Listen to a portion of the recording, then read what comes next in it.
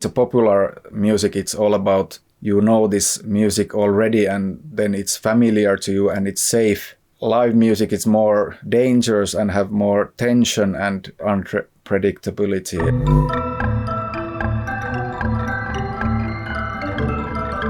Greetings from the electric byway. I started with trackers in the 90s, doing all kinds of dance music and such. And then I was learning electronics and circuits, and I wanted to build my own equipment. And I didn't really have any synths or drum machines, just a computer, and then I started to build some equipment like guitar pedal effects and such, and those kind of were more hands-on tools for live performance, and that's how I started to plan more live stuff.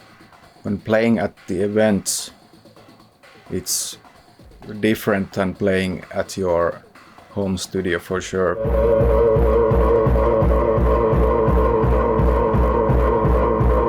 The venue and the sound system make so much difference, so you feel the music, and when you have real-time control over the sound, when you get to the zone, like listening to the space and feeling the sound, and you can manipulate it real time, that's nice.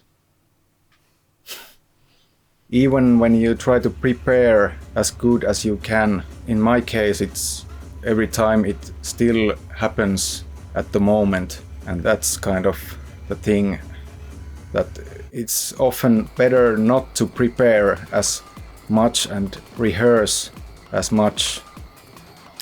It's better that you are one with the instrument and can manipulate the sound real time than trying to learn something and try to replicate that, because the situation at the event and the gig, it's different that you have imagined probably. It has more to do with the moment than with like a programming a set beforehand. It more like, for me at least, it's more about improvisation in the moment. The DJ sets are more like trying to play something you want to hear, or the audience may want to hear, and doing some music on the DAW or tracker is more like programming something and then running it back. But live playing is more like real time and happens in the moment. For me at least, playing DJ sets has always been like I have to prepare as good as I can and try to learn the set before I play it. But when playing live set, it's more like freedom and improvisation. It depends on the set, of course, but usually it's more like that. So there is a difference for me at least.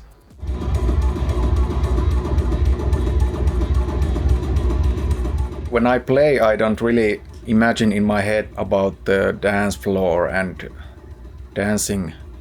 It's more like movement and feeling of the sound waves than actual dance moves.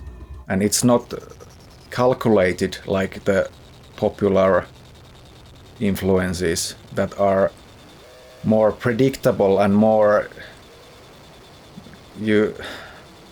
it's more unpredictable when playing live, and it's more you get some surprises, and it's more like a one long journey than some pieces that are you get familiar with and you already know how the track goes when you have some popular stuff playing. I think the popular music, it's all about you know this music already, and then it's familiar to you and it's safe and it's kind of like that. But live music is more dangerous and have more tension and more unpredictability, and it's more like something that you have not experienced before, and you try to enjoy it, and usually I do a lot more than the predictable stuff. Of course there are influences that everyone has. You cannot say you are not influenced by anything, but in making own music it's more like subconscious, and maybe you express how you feel or have felt during the last couple of weeks or something, and maybe you borrow something even when you don't realize you're borrowing, not doing it. It's not the purpose, but you still try to emulate or imitate something that's in your head, but you don't know where it came from, but it came from somewhere, and you try to make it, and maybe someone hears some influence from some another track or something. But it's also making the music, it's more random and generative. So it's usually when I do live music, I don't really have any aim. I just maybe have some loose frame, and then I try to play inside that frame, and usually the result is something else that I was maybe, but yeah, I don't really aim any like result. It's more like trying things out and trying to listen what sounds good or not. It's more like trying something and sticking with something that you like to hear yourself, which may come by accident or some like imperfection of the equipment or something such, and you try to ride that kind of thing. I still like more like a relaxing setting, like open air is very relaxing, but I also prefer to hear and feel the sound clearly when I play, so I can like fully concentrate on playing and not concentrate on listening. If I have a balanced sound, I think that's the sound is very important. I like more like relaxed and spacious places than like more compact and tight. I like to play DJ sets in a tight spaces, usually in some corridor or something. That's more sweaty stuff, but I think the live music needs more space. Usually I know the organizers well, and I know the sound guy, and many times I am one of the organizers as well. So usually they understand pretty well and they listen to our needs. Maybe we want to do some changes to the stage or something, some setup. Usually I have pretty good experiences with that. But there are some expectations, maybe some bigger events. There's usually the sound guy is just there to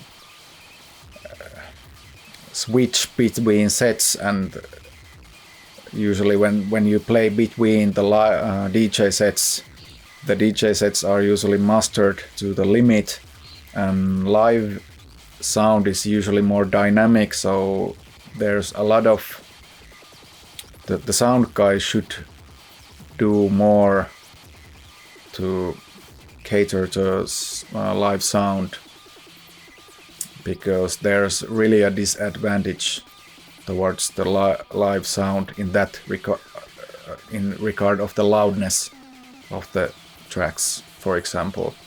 So in bigger events I have experienced that, but in smaller, I think the sound guys usually understand more, and they are more into the music themselves than just some guy who gets paid to do some pushing some channels, switching them on and off and so forth.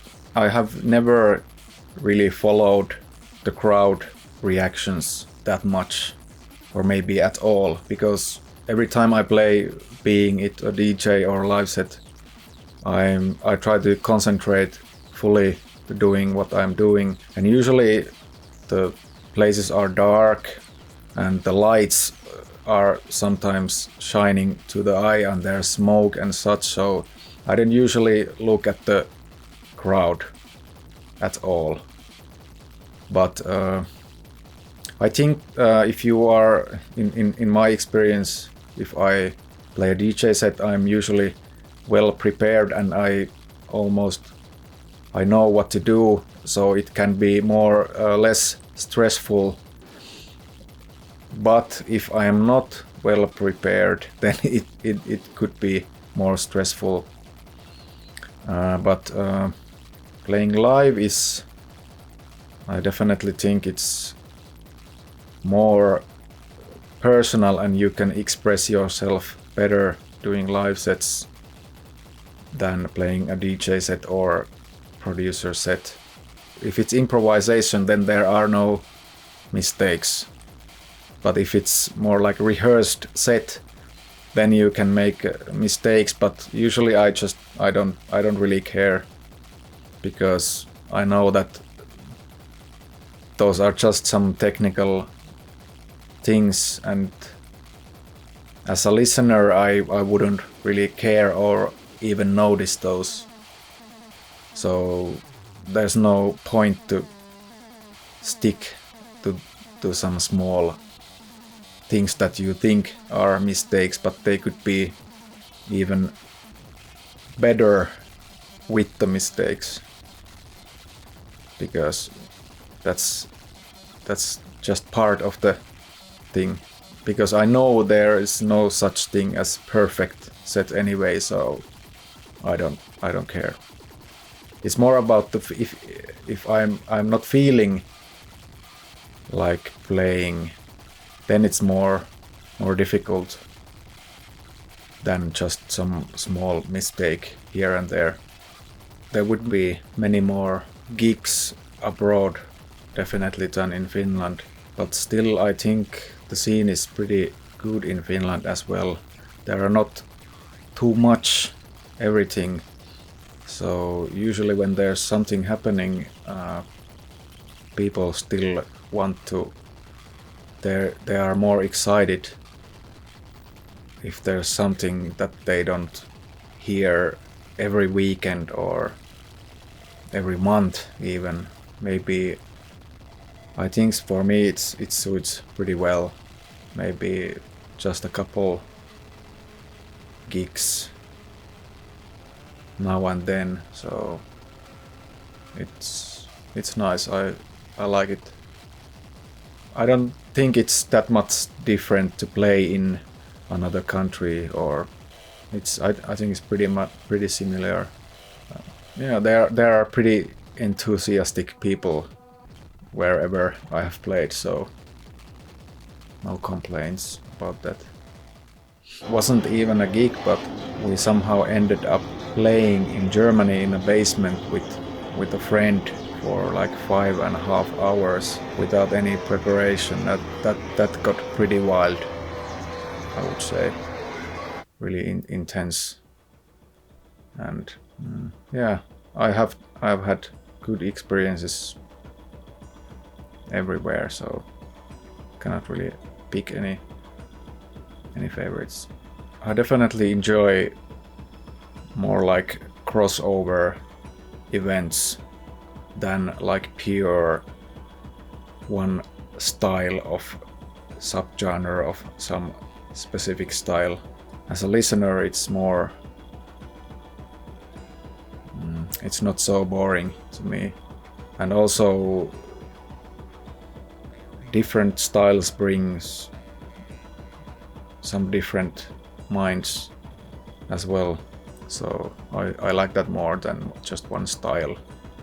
The setup is something that is constantly developing, and I have some custom modules and such which are inspired by the live gigs and playing live, and they inspire how could I achieve some function, and then I start to design it in my head and then on a paper, and then after building it, it's always exciting to try it for the first time.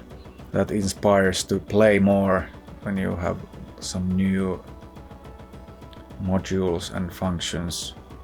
It's very important to have like personal setup, because that's the whole thing in improvising, and so you have to learn the setup and how to play it. And even with modular synths, with mixing and effects and feedback stuff and endless possibilities for modulation, sometimes it's impossible to predict or calculate anything that comes out of it. It's kind of chaotic, and you just need to control the chaos to go to some different directions. And sometimes I just have to not touch anything. When you drive it to a certain point, it generates the music on its own, kind of. With the analog gear, it's totally like all the air pressure and temperature and everything affects. So it's never the same, but also you have to find the sweet spot in different and play around those, and it evolves on its own when you find the sweet area to explore. And there's like endless different sounds to be found in the different patch, and even when you change one thing in the patch, then it's completely different palette. So there's also responsibility to keep it in and let it run for some times, and it's just finding the diamond.